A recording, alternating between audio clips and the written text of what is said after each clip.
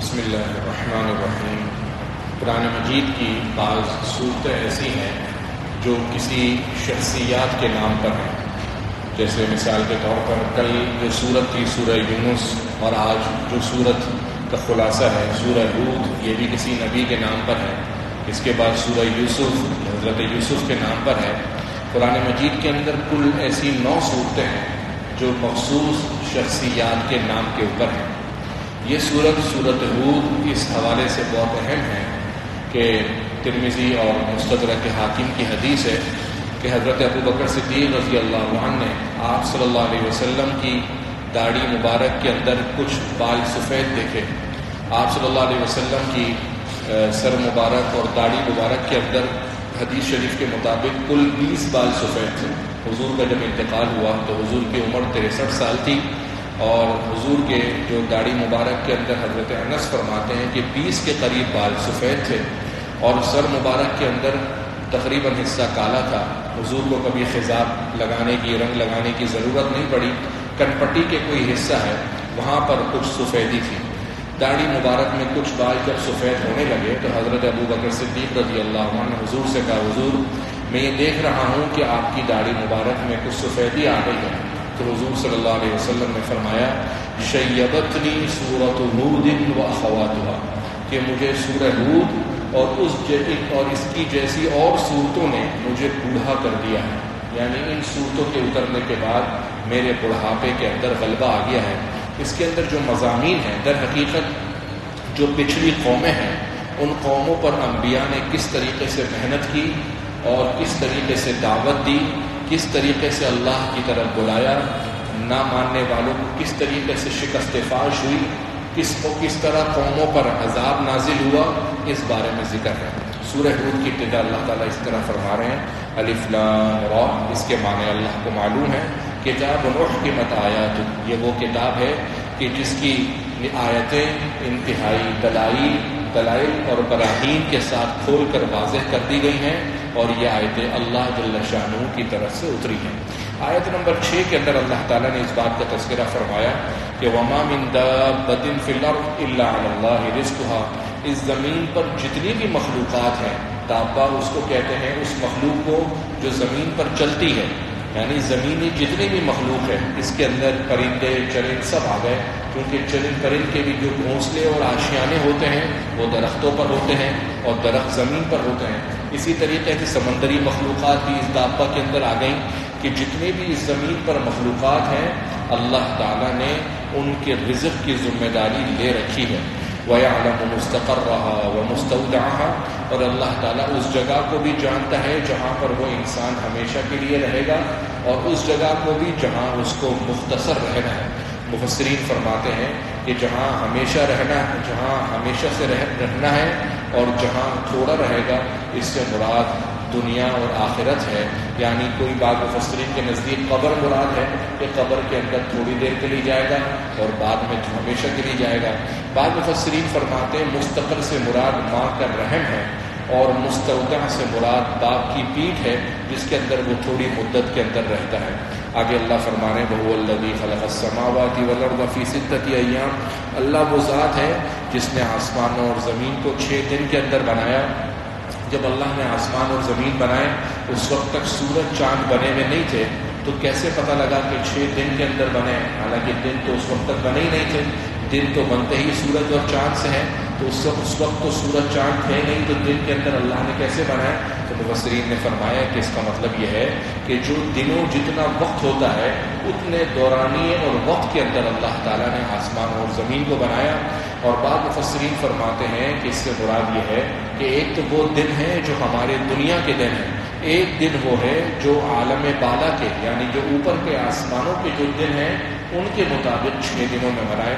اللہ تعالیٰ کو کے بارے میں ہے کہ جب اللہ کسی چیز کو بنانا چاہتے ہیں تو کہتے ہیں ہو جا، وہ چیز ہو جاتی ہے، لیکن اللہ نے یہاں پر آسمان اور زمین کو ہو جا بول کر نہیں بنایا کہ آنن فانن بن جائے، بلکہ 6 دن کے مختصر دورانیے کے اندر بنایا تاکہ لوگوں کو پتہ لگے کہ دنیا کے اندر تمہارے کام چٹ منگنی پڑ بیاہ کی طرح نہیں ہوں گے، دنیا کے ہر کام آہستہ آہستہ، پارشلی، گریجولی، تدریجاً دنیا کے اندر جیسے جیسے تم محنت کرو گے جیسے جیسے اسباب کو بروئے کار لاؤ گے، جیسے جیسے وسائل پر محنت کرو گے، اسی طریقے سے تمہارے دنیا کے کام بھی بنیں گے۔ اور اللہ نے آسمان اور زمین کو اس وقت بنایا وَكَانَ عَرْشُهُ عَلَى الْمَاءِ، جب اللہ کا عرش پانی کے اوپر تھا۔ مسلم شریف کی حدیث ہے کہ آپ صلی اللہ علیہ وسلم نے فرمایا کہ اللہ تعالیٰ نے مخلوقات کی تقدیر کو آسمان اور زمین کے بننے سے 50,000 سال پہلے بنا دیا تھا، جبکہ اللہ کا عرش پانی پر تھا۔ لِيَبْلُوَكُمْ، تاکہ اللہ تم کو آزمائے، أَيُّكُمْ أَحْسَنُ عَمَلًا، کہ تم میں کون اچھے عمل کرتا ہے۔ اللہ نے یہ نہیں فرمایا کہ تم میں عمل زیادہ کون کرتا ہے۔ عمل کا زیادہ یا کم ہونا اللہ کو مطلوب نہیں ہے، عمل کا اچھا ہونا اور بہتر سے بہترین ہونا یہ اللہ کو محبوب ہے۔ اگرچہ ہم دین کی عبادت کریں، نوافل پڑھیں، تھوڑی پڑھیں لیکن اچھی پڑھیں، قرآن کی تلاوت بہت زیادہ کرنے کے بجائے تھوڑی کریں لیکن تجوید کے مطابق اچھے سے کریں، یہ عمل اللہ کو زیادہ محبوب ہے بنسبت زیادہ ہونے کے۔ اس کے بعد اللہ تعالیٰ نے انبیاء کرام علیہ السلام کا تذکرہ فرمایا۔ سب سے پہلے حضرت نوح علیہ السلام کا تذکرہ آیت نمبر 25 کے اندر اللہ فرماتے ہیں ہم نے نوح کو ان کی قوم کی طرف بھیجا۔ حضرت نوح کا اصل نام عبد الغفار تھا، ان کی عمر تقریباً 1300 سے 1400 سال تھی۔ ان کا نام عبد الغفار تھا، لیکن لقب ان کا نوح اس لیے پڑ گیا کہ اپنی امت پر نوحہ کیا کرتے تھے کہ میری امت میری بات نہیں مانتی، اس لیے ان کا نام نوح پڑ گیا، بلکہ ان کا اصل نام عبد الغفار تھا۔ انہوں نے اللہ کی طرف لوگوں کو بلایا تو سامنے قوم اور اس زمانے کے جو بڑے چودھری اور سردار تھے وہ کہنے لگے کہ نوح ہم تمہاری بات کیسے مان سکتے ہیں، ما نراک الا بشرا مثلنا، تم تو ہماری طرح کے انسان ہو، ایک بات۔ دوسری بات وما نراک اتبعک الا الذین هم اراذلنا بادی الرأی، ہم یہ دیکھتے ہیں کہ جو تمہاری بات ماننے والے وہ تو انتہائی غریب لوگ ہیں، مفلس اور فقیر لوگ ہیں، تو جب تمہارے ماننے والے انتہائی نیچ لوگ ہیں تو ہم تمہاری بات کیسے مانیں۔ حضرت نوح علیہ السلام ان کو مستقل اللہ کی طرف دعوت دیتے رہے اور کہتے رہے کہ میں تم سے کسی مال کا، کسی عوض اور معاوضے کا تقاضا نہیں کرتا، بس تم میری دعوت پر لبیک کہو۔ آخرکار جب انہوں نے نہیں مانی تو اللہ کی طرف سے حضرت نوح پر وحی اتری کہ نوح ان میں سے تھوڑے ہی لوگ تم پر ایمان لائیں گے، تم مایوس مت ہو اور تم ایک کام یہ کرو کہ وَاصْنَعِ الْفُلْكَ بِأَعْيُنِنَا، تم ہماری آنکھوں کے سامنے کشتی بناؤ اور ایک اچھی سی کشتی بناؤ۔ تاریخی روایات میں حضرت نوح علیہ السلام نے کشتی بنائی۔ اس زمانے کی کشتی یوں سمجھیے کہ باقاعدہ ایک بڑا جہاز تھا جو 3 منزلہ عمارت کے اوپر مشتمل تھا، 500 گز اس کی لمبائی تھی، 50 گز کی چوڑائی اور 3 منزلہ جہاز حضرت نوح علیہ السلام نے 7 سال کے دورانیے کے اندر بنایا اللہ کے سامنے، اور اس کے بعد حکم ہوا کہ آپ کشتی جب بناتے رہیں تو جب اس دوران اس زمانے کے لوگ اور سرداران اس کشتی کے پاس سے گزرتے تو نوح بولتے یہ کیا کر رہے ہیں؟ تو نوح علیہ السلام بولتے کشتی بنا رہا ہوں۔ تو کیوں بنا رہے ہیں؟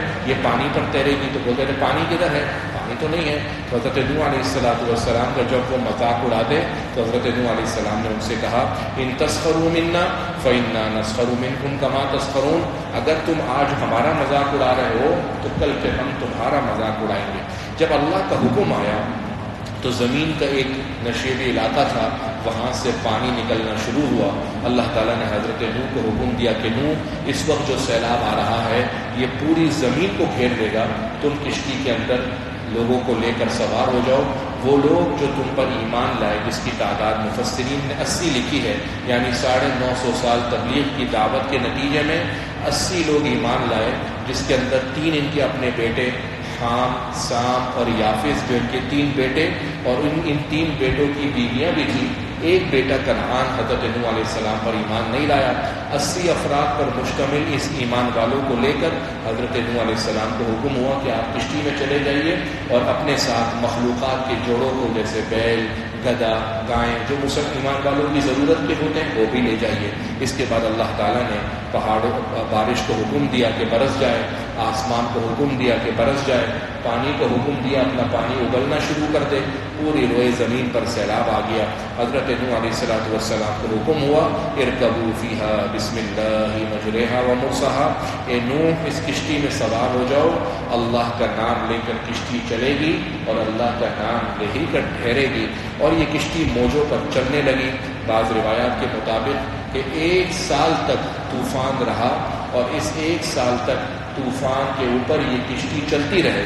اسی دوران حضرت نوح علیہ السلام نے اپنے بیٹے کنعان کو دیکھا جو حضرت نوح پر ایمان نہیں لایا تھا، پہاڑ کی چوٹی کے اوپر تھا۔ حضرت نوح نے اس کو آواز دے کر کہا یا بنیا ارکم معنا، اے میرے بیٹے ہمارے ساتھ سوار ہو جاؤ، ایمان لے آؤ۔ لیکن بیٹا کہنے لگا ابا جان ساوی الی جبل یعصمنی من الماء، کہ جب بڑی موج پانی کی آئے گی تو میں پہاڑ کے اوپر جا کر پناہ لے لوں گا اور میں اس پانی کے عذاب سے بچ جاؤں گا۔ حضرت نوح علیہ السلام نے کہا کہ لا عاصم اليوم من امر اللہ، آج اللہ کا غضب ہے، اللہ کا قہر ہے، آج تمہیں کوئی چیز نہیں بچا سکتی۔ ابھی حضرت نوح اور ان کے بیٹے کنعان کی یہ بات آپس میں چل ہی رہی تھی کہ وحال بینہم الموج فکان من المغرقین، ایک بڑی موج نے ان کے بیٹے کو بہا کر لے گئی۔ اس کے بعد اللہ تعالیٰ نے زمین کو حکم دیا یا ارض ابلعی ماءک، اے زمین اپنا پانی نگل لے، ویا سماء اقلعی، اے آسمان تو تھم جا، وغیض الماء، پانی خشک ہو گیا، وقضی الامر، اللہ کا عذاب آ گیا، واستوت علی الجودی، جودی مقام پر یہ کشتی ٹھہر گئی، اور کہا گیا کہ بعدا للقوم الظالمین۔ حضرت نوح علیہ السلام نے اللہ سے کہا کہ اللہ آپ نے تو کہا تھا کہ میں تیرے سارے گھر والوں کو بچا لوں گا، میرا یہ بیٹا بھی تو میرے گھر والوں میں سے تھا، آپ کا وعدہ سچا ہے تو آپ نے میرے بیٹے کو کیوں نہیں بچایا؟ تو اللہ نے فرمایا یا نوح انہ لیس من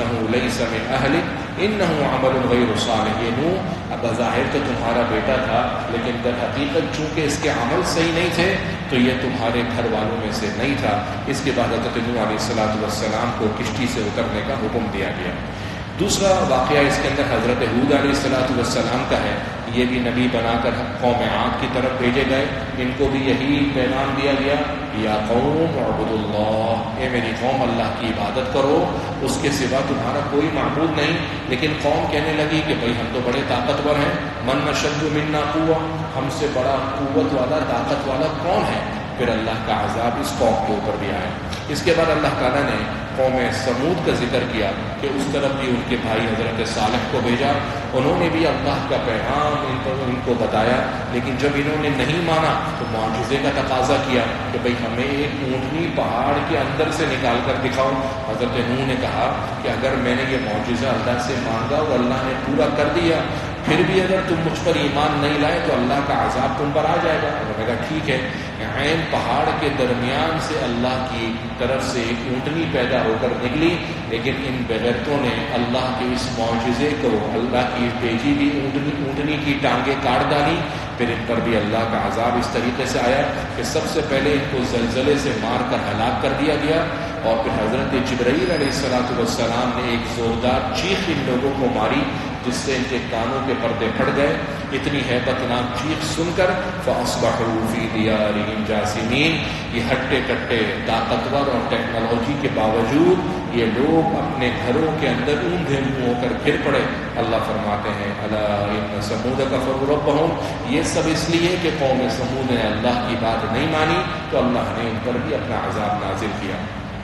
آیت نمبر 59 سے حضرت ابراہیم علیہ السلام کا قصہ ہے کہ حضرت ابراہیم علیہ السلام کے پاس کچھ فرشتے آئے، انہوں نے فرشتوں کو مہمان نوازی کی آفر کری کہ کھانے پر بیٹھو۔ کھانے پر جب بیٹھے ان کے لیے اچھا سا بچڑا تل کر لے کر آئے، ان کے سامنے رکھا کہ بھائی کھانا کھاؤ، لیکن وہ فرشتے کھانے کی طرف ہاتھ نہیں بڑھاتے تھے۔ تو حضرت ابراہیم علیہ السلام کو ڈر لگا تو انہوں نے بتایا کہ ہم تو اللہ کے فرشتے ہیں، آپ کو صرف یہ بتانے کے لیے آئے ہیں کہ ہم قوم لوط پر عذاب کا پیغام لے کر آئے ہیں۔ جب ان کو پتہ لگا کہ فرشتے ہیں تو ان کی بیوی پہلے تو نامحرم سمجھ رہی تھی، جب پتہ لگا کہ یہ فرشتے ہیں تو ان کی اہلیہ حضرت سارہ ان کے سامنے آ گئی۔ حضرت سارہ سامنے آئی تو ان فرشتوں نے اللہ کی طرف سے پیغام حضرت ابراہیم کو دیا کہ ان قریب اللہ تعالیٰ آپ کو ایک بیٹا دینے والے ہیں جس کا نام اسحاق ہوگا۔ حضرت ابراہیم علیہ السلام کی اہلیہ سارہ نے جب یہ خبر سنی کہ مجھے بیٹا ہوگا، حالانکہ میرے شوہر ابراہیم کی عمر 99 سال ہے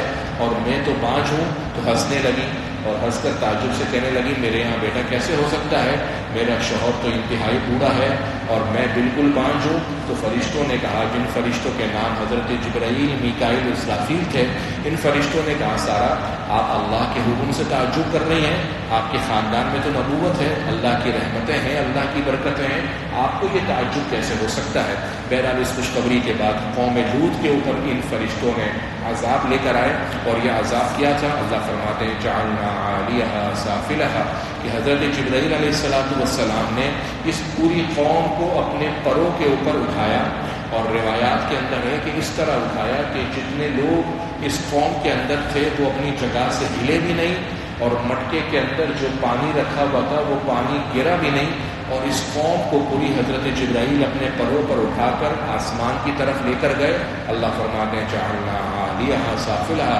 ان کو اوپر لے جا کر حضرت جبرائیل نے زمین پر پٹک دیا، اور صرف زمین پر پٹکا ہی نہیں، وامطرنا علیہا حجارہ، ان پر اللہ نے بڑے بڑے پتھروں کی بارش فرمائی، جو پتھر من سجیل، انتہائی نوکیلے پتھر تھے، اور منزوز مصومۃ عند ربک، بعض روایات کے مطابق ہر ایک پتھر پر اس بندے کا گنہگار کا نام لکھا ہوا تھا، اور وہ پتھر ایک طرف سے نکل لگتا اور دوسری طرف سے آر پار ہو جاتا۔ اس کا واقعہ اللہ نے بتایا۔ آیت نمبر 84 کے اندر حضرت شعیب علیہ السلام کا تذکرہ ہوا کہ مدین کی طرف ان کو بھیجا گیا، ان کا بھی یہی پیغام تھا کہ میری قوم اللہ کی بات مانو، اللہ کی عبادت کرو، لیکن جب انہوں نے نہیں مانی تو ان کے اوپر بھی اللہ کا عذاب نازل ہوا۔ حضرت موسیٰ علیہ السلام کا مختصراً قصہ ذکر کرنے کے بعد اللہ تعالیٰ نے آیت نمبر 101 میں فرمایا کہ بظاہر تو لگ رہا ہے کہ ہم نے ان کے ساتھ بہت بڑے ظلم کا معاملہ کیا، لیکن حقیقت یہ ہے کہ ما ظلمناہم، ہم نے ان پر کچھ بھی ظلم نہیں کیا، لیکن ظلموا انفسہم، انہوں نے تو اپنے آپ پر خود ظلم کیا کہ ان کا اپنا نبی ان کو دعوت دیتا رہا، یہ اس کا مذاق اڑاتے رہے، پھر ہم نے ان پر عذاب نازل کیا۔ اللہ فرماتے ہیں وَكَذَلِكَ أَخْذُ رَبِّكَ إِذَا أَخَذَ الْقُرَىٰ وَهِيَ ظَالِمَةٌ، اسی طریقے سے تمہارا رب پکڑتا ہے جب کسی بستی والوں کو تو وہ انتہائی گناہوں کے اندر مبتلا ہوتی ہے۔ اس کے بعد اللہ تعالیٰ نے آیت نمبر 112 کے اندر حکم دیا فَاسْتَقِمْ كَمَا أُمِرْتَ۔ سورہ ہود کی یہ وہ آیت ہے کہ حضرت عبداللہ رضی اللہ عنہ فرماتے ہیں کہ سورہ ہود کی اس آیت کی وجہ سے حضور صلی اللہ علیہ وسلم کے بال مبارک سفید ہونا شروع ہو گئے تھے۔ یہ آیت نمبر 112 ہے فَاسْتَقِمْ كَمَا أُمِرْتَ، جس میں حضور کو حکم دیا گیا کہ اللہ کے نبی آپ کو جیسے حکم دیا جا رہا ہے ویسا کرنے کے بعد اس پر قائم رہیے، استقامت رکھیے، کیونکہ کسی حکم کا کر جانا کمال نہیں ہے بلکہ اس پر قائم رہنا یہ کمال ہے۔ جب یہ صحابی حضور کے پاس آئے کہنے لگے حضور مجھے مختصر سی نصیحت فرمائیں، تو حضور نے فرمایا قُلْ آمَنْتُ بِاللَّهِ ثُمَّ اسْتَقِمْ، کہہ دو کہ میں اللہ پر ایمان لایا اور پھر اس پر جم جاؤ۔ یہی آیت ہے کہ فَاسْتَقِمْ كَمَا أُمِرْتَ، اے نبی جیسے آپ کو حکم دیا جا رہا ہے ویسے ہی اس پر جمے رہیے، وَمَنْ تَابَ مَعَكَ، اور جو بھی آپ کے ساتھ ہیں وہ سب، وَلَا تَطْغَوْا۔ اس کے بعد اللہ تعالیٰ نے آیت نمبر 115 کے اندر نمازوں کا تذکرہ فرمایا کہ وَأَقِیمُوا الصَّلَاةَ طَرَفَیِ النَّهَارِ، دن کے دونوں حصوں کے اندر نماز قائم کیجیے، پہلا حصہ فجر ہے اور دوسرے حصے کی نماز عصر ہے، وَزُلَفًا مِّنَ اللَّیلِ، اور رات کے حصوں میں بھی نماز کو قائم کیجیے، یعنی مغرب اور عشاء۔ اس آیت کے اندر 4 نمازوں کا ثبوت ہے۔ سورۃ الاسراء کی ایک آیت کے اندر ظہر کی نماز کا بھی ثبوت ہے، تو یہ 5 نمازوں کا ثبوت قرآن سے بھی ہے۔ اللہ فرماتے ہیں ان الحسنات یذہبن السیئات، بلا شبہ نیکیاں یہ برائیوں کو لے جاتی ہیں۔ اس کے بعد اللہ تعالیٰ نے آخر سورت کے اندر اس بات کا تذکرہ فرمایا کہ نبی یہ جتنے قصے ہم آپ کو انبیاء کے سناتے ہیں یہ سب اس لیے کہ ما نثبت به فؤادک، ہم چاہتے ہیں کہ آپ کے دل کو بھی خوب تسلی ہو۔ کفار آپ کو برا بھلا کہتے ہیں، آپ کے بارے میں غلط سلط باتیں کہتے ہیں، آپ کو پرانے انبیاء کے قصے سنا کر آپ کو تسلی دینا چاہتے ہیں، آپ گھبرائیے مت، اگر یہ مان لیں تو ٹھیک ہے، نہیں تو آپ پر ان کو منوانا لازم نہیں ہے۔ اس کے بعد سورہ یوسف ہے۔ سورہ یوسف بھی ان صورتوں میں سے ہے جیسے کہ میں نے عرض کیا جو کہ کسی شخصیت کے نام پر ہے۔ اس کے اندر بھی اللہ تعالیٰ فرماتے ہیں کہ اے نبی ہم آپ کو تمام قصوں میں بہترین قصہ بیان کرتے ہیں۔ آخر اس قصے میں ایسی کیا وجہ ہے کہ اس قصے کو، حضرت یوسف علیہ السلام کے قصے کو تمام قصوں کے اندر بہترین قصہ کہا گیا؟ مفسرین فرماتے ہیں کہ دیگر انبیاء کے قصے حضرت موسیٰ علیہ السلام کے سورہ بقرہ سے لے کر کتنے مقامات پر الگ الگ آتے رہے، تھوڑے تھوڑے تھوڑے تھوڑے، لیکن حضرت یوسف علیہ اسی طرح دیگر انبیاء حضرت ابراہیم وغیرہ کے، لیکن حضرت یوسف علیہ السلام کا قصہ وہ واحد قصہ ہے جو پورے قرآن مجید میں ایک ہی سورت کے اندر ایک ہی مقام پر ایک ترتیب کے ساتھ یکمش نازل ہوا ہے، اس لیے اس قصے کو احسن القصص کہا گیا، یعنی تمام قصوں کے اندر بہترین قصہ۔ واقعہ کیا تھا؟ آیت نمبر 3-4 میں اللہ کا ارشاد ہے اذ قال یوسف لأبیہ، حضرت یوسف علیہ السلام کے والد کا نام یعقوب تھا، اور حضرت یوسف علیہ السلام کے کل 11 بھائی تھے۔ حضرت یعقوب علیہ السلام نے پہلی شادی حضرت لیہ سے کی، جن سے 10 بھائی پیدا ہوئے، جو حضرت یوسف علیہ السلام کے سوتیلے بھائی تھے۔ حضرت لیہ کے انتقال کے بعد ان کی بہن حضرت راحیل سے حضرت ابراہیم علیہ السلام نے شادی کی، جس سے 2 بچے پیدا ہوئے، ایک حضرت یوسف اور ایک ان کے سگے بھائی حضرت یامین، تو حضرت بنیامین۔ یہ 2 بھائی حضرت یوسف اور بنیامین یہ سگے بھائی تھے۔ اس کے علاوہ ان کے ٹوٹل یعنی حضرت یوسف علیہ السلام کے اپنے کو ہٹا کر 11 بھائی تھے۔ 10 بھائی سوتیلے تھے اور حضرت یوسف اور بنیامین سگے تھے۔ حضرت یوسف علیہ السلام نے ابا جان سے کہا، ابا جان آج رات میں نے خواب دیکھا ہے۔ وہ خواب کیا ہے؟ انی رأیت 11 کوکبا، میں نے 11 ستاروں کو دیکھا، والشمس والقمر، اور سورج اور چاند کو دیکھا۔ خواب کے اندر رأیتہم لی ساجدین، یہ سب کے سب میرے کو سجدہ کر رہے ہیں۔ تو ان کے والد نے کہا، بیٹا لا تقصص رؤیاک علی اخوتک، اپنے سوتیلے بھائیوں کو یہ قصہ بیان مت کرنا، یہ خواب مت سنانا، ورنہ وہ تمہاری بارے میں سازشیں کریں گے۔ لیکن ان کے بھائیوں کو کسی طریقے سے اس خواب کی بھنک پڑ گئی کہ حضرت یوسف کے ہمارے بھائی یوسف نے یہ خواب دیکھا ہے، اور 11 ستاروں سے مراد ہم 11 بھائی ہیں، اور سورج اور چاند سے مراد ہمارے اماں ابا ہیں، کہ جن کے بارے میں ہے کہ وہ سب مل کر یوسف کو سجدہ کر رہے ہیں۔ تو ظاہر فطرتی طور پر ان کو حسد ہونے لگا۔ اور پھر یہ بھی ہے کہ حضرت یعقوب علیہ السلام کو حضرت یوسف سے قدرتی طور پر محبت بہت زیادہ تھی۔ آپس میں یہ بھائی جمع ہوئے اور کہنے لگے کہ یوسف اور اس کا جو بھائی ہے یہ ہمارے ابا کو بڑا محبوب ہے، حالانکہ ہم بڑے طاقتور ہیں، ہٹے کٹے ہیں، لیکن ہمارے ابا کو یوسف بہت اچھا لگتا ہے، کیا کریں؟ تو بھائیوں نے مل کر ایک بھائی کہنے لگا کہ ایسا کرو، اقتلوا یوسف، یوسف کو مار ڈالو، یوسف کو مار دو گے تو جو حضرت یوسف کی محبت ہے ہم سب کو مل جائے گی۔ دوسرا بھائی کہنے لگا کہ بھائی ایسا کرتے ہیں، اطرحوہ ارضا یخل لکم وجہ ابیکم، ہم حضرت یوسف کو ایک گنجان زمین کے اندر چھوڑ کے آ جاتے ہیں، باپ جب اپنے بیٹے یوسف کو دیکھے گا ہی نہیں تو محبت ہوگی بھی نہیں، اور وَتَكُونُوا مِن بَعْدِهِ قَوْمًا صَالِحِينَ، یہ بڑا گناہ کرنے کے بعد ہم نیکوکار بن جائیں گے تو اور استغفار کر لیں گے۔ ایک تیسرا بھائی جو ان کے اندر یوسف سے جس کو قدرتی طور پر محبت تھی، وہ کہنے لگا، بھائی لا تقتلوا یوسف، یوسف کو قتل مت کرو، وَأَلْقُوهُ فِي غَيَابَتِ الْجُبِّ، یوسف کو ایسا کرو کسی تاریک گہرے کنویں کے اندر ڈال دو، یلتقطہ بعض السیارہ، وہاں سے قافلے والے جب آئیں گے کنویں کے اندر پانی لینے کے لیے ڈول ڈالیں گے تو یوسف کو اٹھا کر لے جائیں گے، تو حضرت یعقوب ہمارے جو والد ہیں یوسف سے ان کی محبت ختم ہو جائے گی۔ اب یہ سارے مل کر اپنے ابا جان کے پاس گئے، ابا جان سے کہنے لگے کہ آپ یوسف کو ہمارے ساتھ کھیلنے کے لیے کیوں نہیں بھیجتے؟ ہم جب صبح سیر تفریح اور کھیلنے کے لیے جاتے ہیں تو یوسف کو ہمارے ساتھ بھیج دیجیے، ہمارے ساتھ کھیلے گا۔ تو ان کے ابا نے کہا، یعقوب علیہ السلام نے، کہ مجھے یہ بات تکلیف دیتی ہے کہ تم اس کو لے کر جاؤ،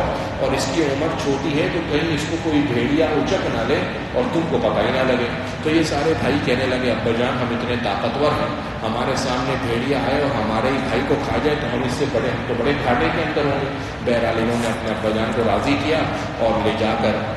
حضرت یوسف علیہ السلام کو کنویں کے اندر ڈال دیا۔ حضرت یوسف علیہ السلام کو لے کر چلنے لگے تو رستے کے اندر حضرت یوسف کو اٹھا کر زمین پر پٹک دیا، تو یوسف علیہ السلام کو شک ہو گیا کہ یہ سب میرے قتل کے در پہ ہیں۔ حضرت یوسف نے اپنے سارے بھائیوں کو خوب اللہ کے راستے دیے کہ تم میرے ساتھ اس قسم کا سلوک مت کرو، لیکن ان کے سارے بھائی کہنے لگے کہ وہ جو خواب کے اندر تم نے دیکھا تھا نا کہ 11 ستارے سجدہ کر رہے ہیں، ان 11 ستاروں سے مدد مانگو، ہم سے کسی بھی قسم کی مدد نہ مانگو۔ ایک کنویں کے اندر حضرت یوسف علیہ السلام کو پھینک دیا۔ اللہ تعالیٰ نے ان کی مدد کے لیے حضرت جبرائیل کو بھیجا۔ جب وہ کنویں میں گرنے لگے تو حضرت جبرائیل نے ان کو پکڑ کر کنویں کی منڈیر پر بٹھا دیا، اور اس کے تھوڑے عرصے کے بعد جب یہ لوگ رات کے اندر اپنے ابا کے پاس روتے تھے اور مصنوعی آنسو لے کر گئے اور ابا سے کہنے لگے، ابا جان ہم تو کھیل کود میں مصروف تھے، یوسف کو ہم نے اپنے سامان کے پاس چھوڑ دیا تھا، ایک بھیڑیا آ کے اس کو کھا گیا، اور ہمیں پتہ ہے کہ آپ ہماری بات تو مانیں گے نہیں، تو ہم بطور دلیل دیکھیں حضرت یوسف کی قمیص لے کر آئے اور یوسف کی قمیص دکھائی اور اس پر چھوٹا موٹا خون ہرن کا یا بعض روایت کے مطابق مور کے خون کے چھینکے اس پر لگا دیے اور لے کر اپنے ابا کو دکھائے۔ حضرت حضرت یعقوب علیہ السلام نے جب وہ قمیص دیکھی تو قمیص دیکھ کر سوچنے لگے کہ بڑا عجیب قسم کا بھیڑیا ہے کہ اس نے یوسف کو کھا بھی لیا، یوسف کا خون بھی لگ گیا، لیکن کپڑے میں نہ کوئی سوراخ ہے نہ کپڑا کہیں سے پھٹا ہوا ہے، تو کہنے لگے فصبر جمیل، کہ میں تو اللہ کے ساتھ صبر کا معاملہ کرتا ہوں، مجھے ساری حقیقت سمجھ میں آ گئی ہے۔ اب وہاں سے قافلے والے جب وہاں سے گزرے، کنویں کے اندر انہوں نے ڈول ڈالا تو دیکھا کہ حضرت یوسف تھے، اس کے اندر ایک خوبصورت سا بچہ ہے جس کی عمر کم و بیش مفسرین نے بتایا کہ اس وقت 7 سال کی تھی، اور اتنے حسین و جمیل تھے کہ حضور صلی اللہ علیہ وسلم نے کہا جب معراج کے موقع پر میں نے یوسف کو دیکھا تو پوری دنیا کا آدھا حسن حضرت یوسف کو دیا گیا تھا۔ جب ان کو کنویں کی منڈیٹ سے نکالا گیا تو اس کو دیکھ کر کہنے لگے یا بشرا ہاذا غلام، کہ خوشخبری ہوئی تو بہت پیارا سا لڑکا ڈول کے اندر ہے، لیکن ساتھ ہی ان کو شک ہو گیا کہ کہیں ایسا نہ ہو کہ اس کو مال تجارت سمجھ لے۔ انہوں نے اس کو ایک سامان کے اندر چپکے سے ڈال دیا اور جا کر بازار کے اندر بیچ دیا۔ بازار کے اندر 20 درہم کے اندر حضرت یوسف علیہ السلام کو بیچ دیا گیا، اور جو شخص جو خریدار تھا وقال الذی اشتراه من مصر، یہ خریدار عزیز مصر تھا، یعنی اس زمانے کے مصر کا وزیر خزانہ تھا۔ حضرت عبداللہ ابن مسعود رضی اللہ عنہ فرماتے ہیں کہ دنیا میں 3 قسم کے بہت عقل مند آدمی گزرے ہیں، ان سے زیادہ عقل مند کوئی نہیں۔ ایک تو عزیز مصر کہ جس نے حضرت یوسف کو خریدتے ہی پہچان لیا تھا کہ اس کے چہرے کے اندر اور اس کی آنکھوں کے اندر عقل، حکمت، فراست اور دانش مندی ہے۔ اور دوسرا سب سے عقل مند شخص حضرت شعیب علیہ السلام کی بیٹی تھی، جس نے حضرت موسیٰ علیہ السلام کو دیکھ کر اپنے ابا سے کہا تھا ابا جان ان کو ہمارے پاس ملازم رکھ لیجئے کیونکہ یہ بہت امانت دار ہیں، مستقبل کی بات کو تھام گئی تھی۔ اور تیسرا عقل مند شخص حضرت ابو بکر صدیق رضی اللہ عنہ تھے، جنہوں نے مرتے وقت حضرت عمر رضی اللہ عنہ کو اپنا خلیفہ نامزد مقرر کیا۔ بہرحال یہ حضرت عزیز مصر کے پاس چلے گئے۔ اللہ فرماتے ہیں کہ دیکھو ان کو ان کے بھائیوں نے کنویں کے اندر ڈالا تھا، اور کنویں میں ڈالنے کے بعد ہم نے ان کو کہاں سے پہنچاتے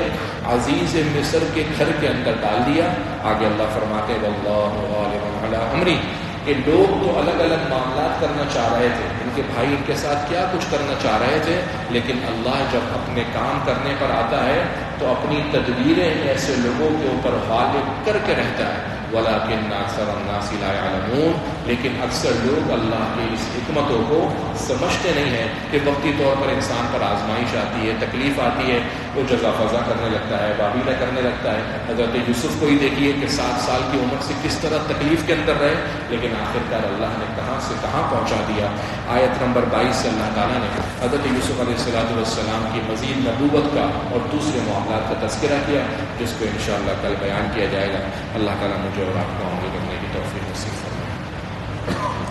الحمد للہ رب العالمین، اللہم صل علی سیدنا محمد عبدک ورسولک وصل علی المؤمنین والمؤمنات والمسلمین والمسلمات الاحیاء منهم والاموات انک علی کل شیء قدیر مجیب الدعوات۔ ربنا آتنا فی الدنیا حسنہ وفی الآخرة حسنہ وقنا عذاب النار۔ رب اجعلنی مقیم الصلاة ومن ذریتی ربنا وتقبل دعاء ربنا اغفر لي ولوالدي وللمؤمنين يوم يقوم الحساب۔ سبحان ربك رب العزة عما يصفون وسلام على المرسلين والحمد لله رب العالمين۔